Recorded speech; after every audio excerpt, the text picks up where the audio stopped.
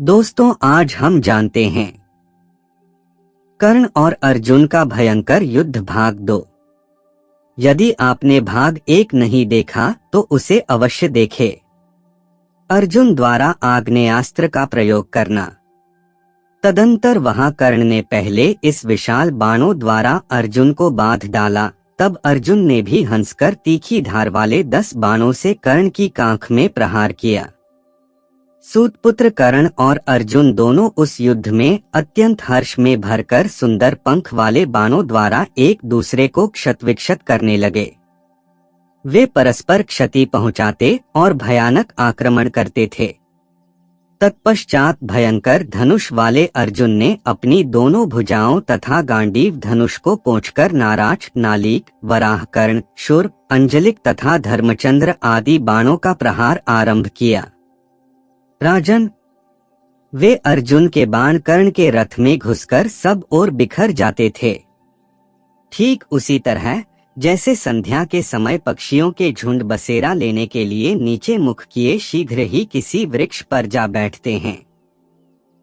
नरेश्वर, शत्रुविजयी अर्जुन भौहें टेढ़ी करके कटाक्षपूर्वक देखते हुए कर्ण पर जिन जिन बाणों का प्रहार करते थे, पांडुपुत्र अर्जुन के चलाए हुए उन सभी बाण समूहों को सूतपुत्र कर्ण शीघ्र ही नष्ट कर देता था। तब इंद्रकुमार अर्जुन ने कर्ण पर शत्रुनाशक आग्नेयास्त्र का प्रयोग किया। उस आग्नेयास्त्र का स्वरूप पृथ्वी, आकाश, दिशा तथा सूर्य के मार्ग को व्याप्त करके वहां प्रज्वलित हो उठा। इससे वहां समस्त योद्धाओं के वस्त्र जलने लगे। कपड़े जल जाने से वे सबके सब वहां से भाग चले। जैसे जंगल के बीच बांस के वन में आग लगने पर जोर जोर से चटकने की आवाज होती है, उसी प्रकार आग की लपट में झुलसते हुए सैनिकों का अत्यंत भयंकर आर्तनाद होने लगा।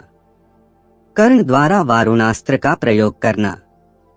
प्रतापी सूतपुत्र कर्ण ने उस आग्नेयास्त्र को उद्दीप्त हुआ देखकर रणक्षेत्र में उसकी शांति के लिए वारुणास्त्र प्रयोग किया और उसके द्वारा उस आग को बुझा दिया। फिर तो बड़े वेग से मेघों की घटा घेर आई और उसने संपूर्ण दिशाओं को अंधकार से आच्छादित कर दिया। दिशाओं का अंतिम भाग काले पर्वत के समान दिखाई देने लगा। मेघों की घटाओं ने वहां का सारा प्रदेश जल से आप्लावित कर दिया था। उन मेघों ने वहां पूर्वोक्त रूप से बढ़ी हुई अति प्रचंड आग को बड़े वेग से बुझा दिया। फिर समस्त दिशाओं और आकाश में वे ही छा गए।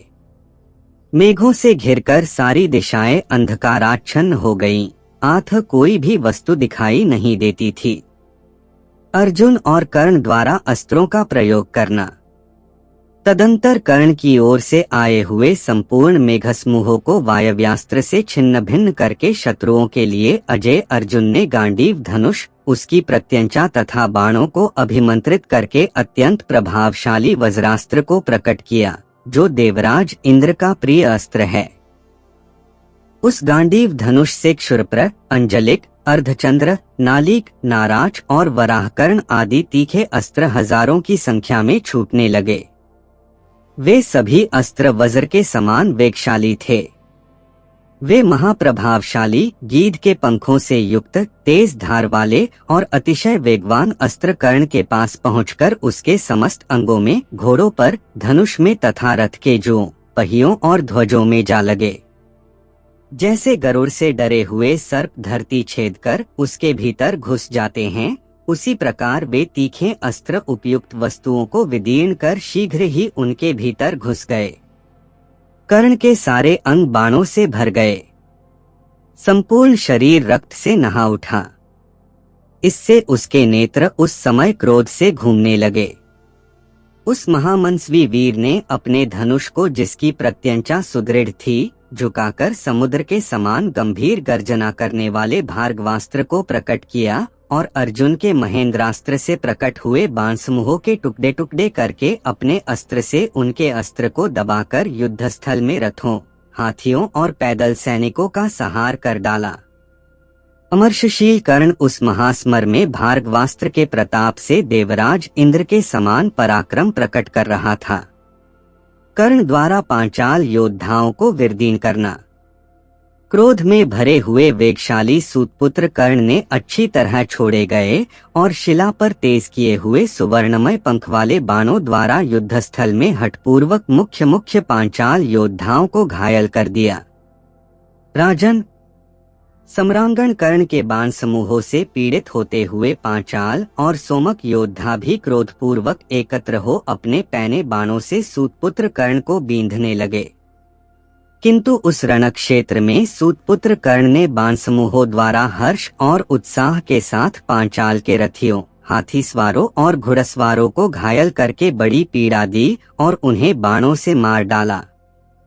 कर्ण के बाणों से उनके शरीरों के टुकड़े टुकड़े हो गए और वे प्राणशून्य होकर कराहते हुए पृथ्वी पर गिर पड़े।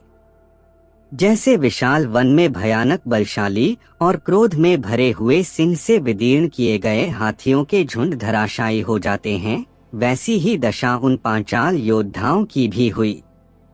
राजन, पांचालों के समस्त श्रेष्ठ योद्धाओं का बलपूर्वक वध करके उदार वीर कर्ण आकाश में प्रचंड किरणों वाले सूर्य के समान प्रकाशित होने लगा।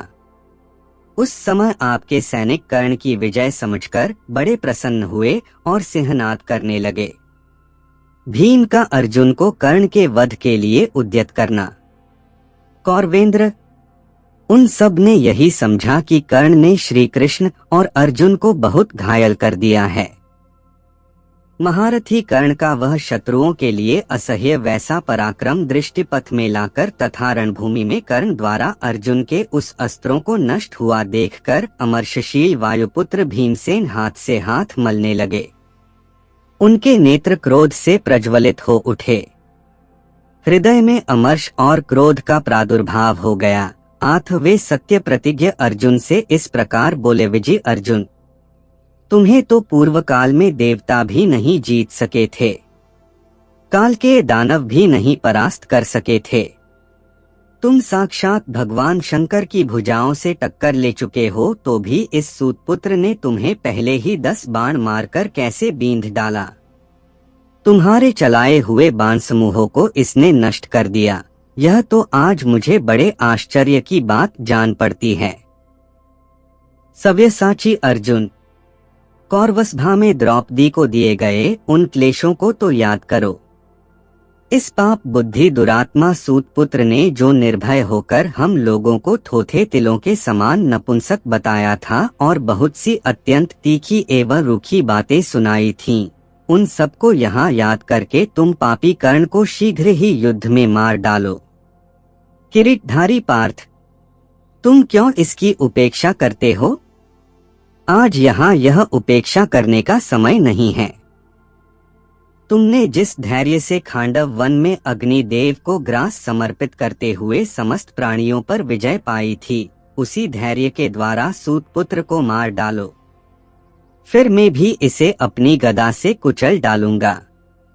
अगर आपको धार्मिक कथाओं के बारे में जानने की जिज्ञासा है और हिंदू कहानियाँ सुनना पसंद है, तो आप हमारे चैनल से जुड़े रहें।